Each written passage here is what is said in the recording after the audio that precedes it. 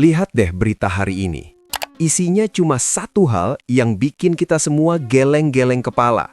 Singapura, tetangga kita yang biasanya paling rapi, paling metodis, dan paling anak emas teknologi barat, tiba-tiba dikabarkan sedang melakukan manuver yang tidak biasa. Media-media internasional mulai ramai membahas langkah DSTA, Badan Teknologi Pertahanan mereka, yang mendadak mengumumkan pencarian mitra strategis baru ke Jepang, Korea Selatan, bahkan negara-negara Nordik. Netizen kita, seperti biasa, langsung pesta pora di kolom komentar. Ada yang bilang, makan tuh efisiensi. Atau, dulu ngetawain alutsista gado-gado kita, sekarang malah ikutan belanja kemana-mana.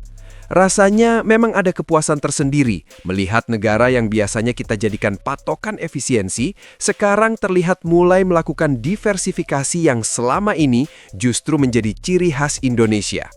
Tapi teman-teman, sebelum kita terjebak dalam euforia nasionalisme yang sempit, kita harus melihat fenomena ini dari kacamata yang jauh lebih jernih. Singapura itu tidak sedang melakukan blunder. Yang sebenarnya terjadi di Februari 2026 ini adalah sebuah gerakan pragmatis yang sangat dingin. Mereka sedang melakukan evaluasi total terhadap sebuah konsep yang selama ini dipuja-puja dunia, efisiensi. Singapura menyadari bahwa menjadi terlalu rapi dan bergantung sepenuhnya pada satu blok teknologi saja adalah risiko fatal ketika peta geopolitik dunia mulai retak. Hari ini kita tidak akan sekedar menertawakan mereka. Kita akan membedah secara brutal mengapa strategi gado-gado Indonesia yang selama puluhan tahun kita kritik habis-habisan karena dianggap boros, dianggap tidak konsisten, dan dianggap lahan inefisiensi, ternyata menyimpan sebuah filosofi ketahanan atau resilience yang sekarang justru mulai dilirik oleh negara-negara paling modern di dunia. Kita akan bicara soal data, soal trauma embargo masa lalu, dan soal bagaimana kekacauan di gudang senjata kita ternyata adalah asuransi kedaulatan yang harganya tak ternilai di tengah krisis global. Untuk benar-benar memahami mengapa strategi Indonesia disebut sebagai asuransi kedaulatan, kita harus berani melihat ke belakang, ke sebuah luka lama yang membentuk DNA pertahanan kita. Trauma embargo 1999. Mengapa Indonesia punya koleksi senjata dari begitu banyak negara? Mengapa kita punya jet tempur dari Amerika, radar dari Prancis, panser dari dalam negeri, dan kapal selam dari Korea Selatan? Ini bukan karena kita tidak tahu cara membangun sistem yang rapi, tapi karena kita pernah merasakan rasanya dikhianati oleh sistem yang seragam. Pada akhir era 90-an, armada F-16 TNI AU yang merupakan salah satu kekuatan udara tercanggih di kawasan, mendadak lumpuh total. Kita punya uang, kita punya pilot-pilot tempur yang handal, tapi kita tidak punya izin dari Washington untuk menerbangkan pesawat kita sendiri akibat embargo terkait isu Timor Timur. Saat itu, Jakarta mendapatkan pelajaran yang sangat pahit. Memiliki senjata canggih tidak sama dengan memiliki kekuatan sejati jika kuncinya masih dipegang oleh pihak lain. Pengalaman itu menanamkan sebuah doktrin yang tak tergoyahkan bagi para perencana pertahanan kita. Jangan pernah taruh semua telur dalam satu keranjang.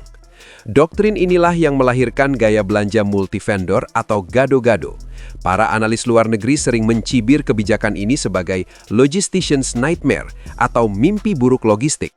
Memang benar, secara teknis ini sangat melelahkan. Teknisi kita harus belajar manual dari berbagai bahasa dan standar murbaut yang berbeda.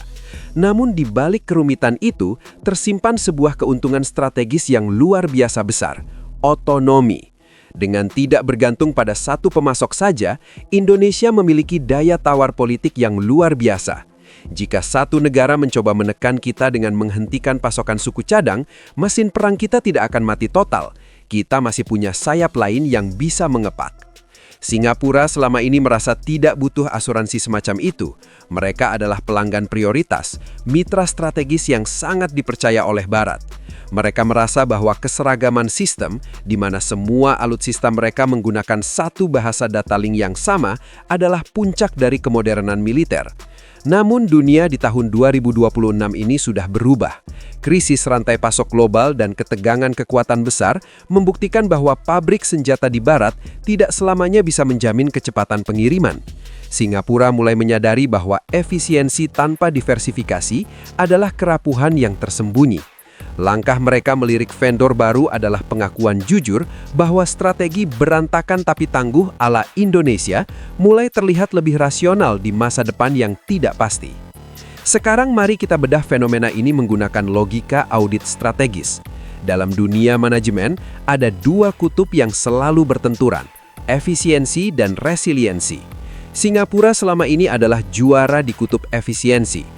Mereka membangun militer yang sangat ramping, sangat terintegrasi, dan sangat canggih. Kelebihannya jelas, biaya operasional per unit bisa ditekan karena semuanya seragam. Pelatihan pilot jadi lebih singkat karena sistem kontrolnya serupa. Dan koordinasi antar unit di lapangan sangat mulus karena menggunakan satu protokol komunikasi. Namun efisiensi punya syarat mutlak. Kondisi dunia harus stabil dan hubungan dengan pemasok harus selalu harmonis. Begitu terjadi gesekan geopolitik atau gangguan produksi di negara asal vendor, model efisiensi ini langsung terancam. Bayangkan sebuah pabrik modern yang hanya bergantung pada satu sumber energi. Begitu sumber itu padam, seluruh pabrik berhenti beroperasi. Itulah risiko yang sekarang sedang coba dimitigasi oleh Singapura.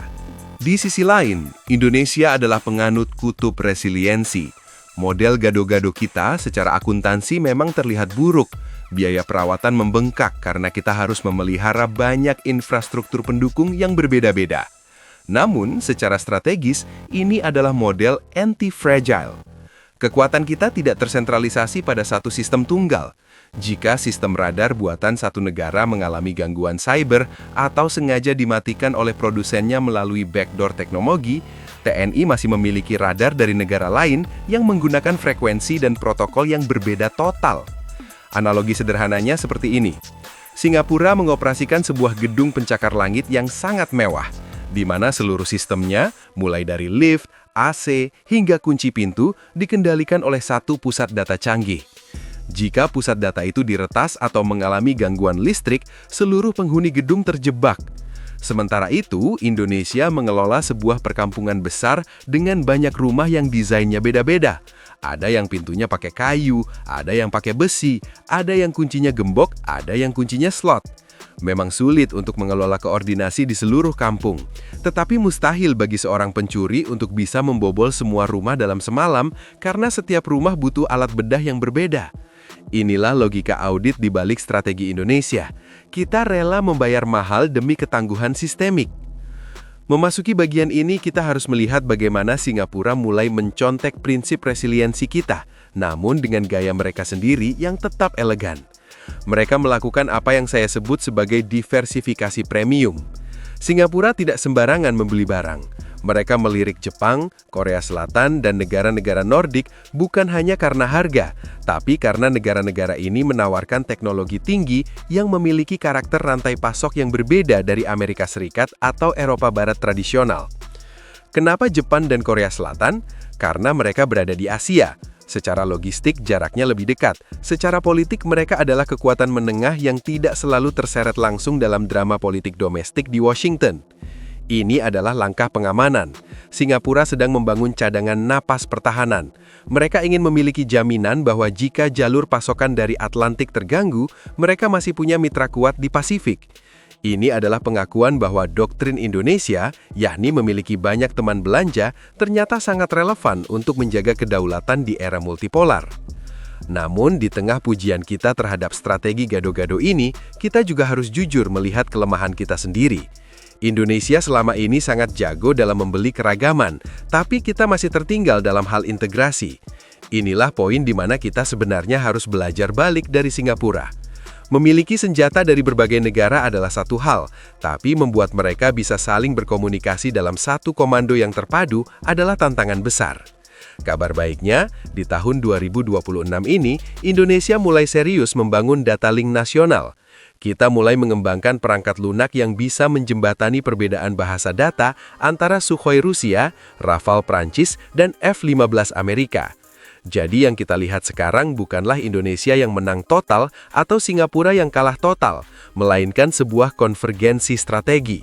Singapura belajar bagaimana caranya menjadi beragam demi keamanan, dan Indonesia sedang belajar bagaimana caranya menjadi terintegrasi tanpa harus mengorbankan keragaman tersebut.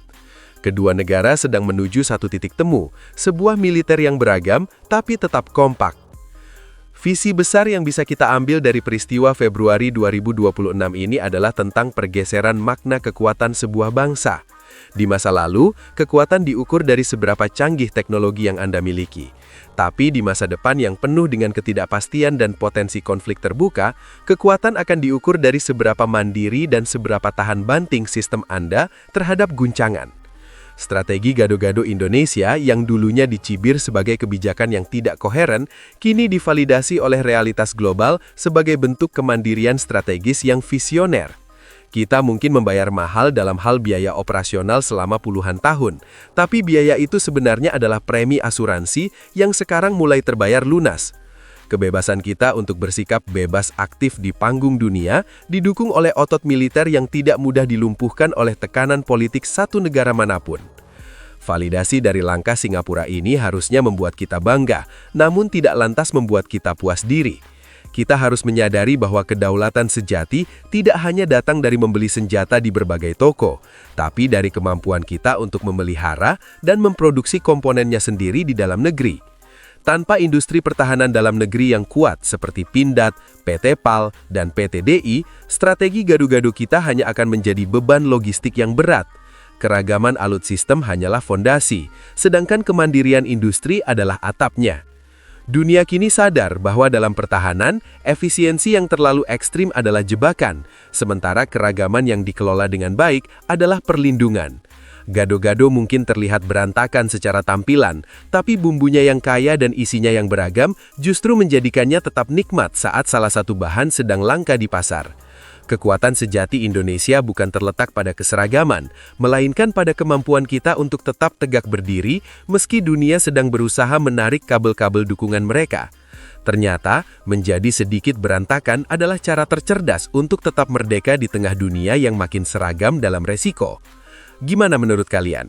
Apakah langkah diversifikasi Singapura ini akan membuat kawasan kita makin stabil, atau justru menjadi sinyal bahwa dunia memang sedang tidak baik-baik saja? Mari kita diskusikan di kolom komentar secara bijak. Jangan lupa bagikan video ini jika menurut kalian, perspektif ini membuka wawasan baru tentang strategi kedaulatan bangsa kita. Sampai jumpa di analisis berikutnya.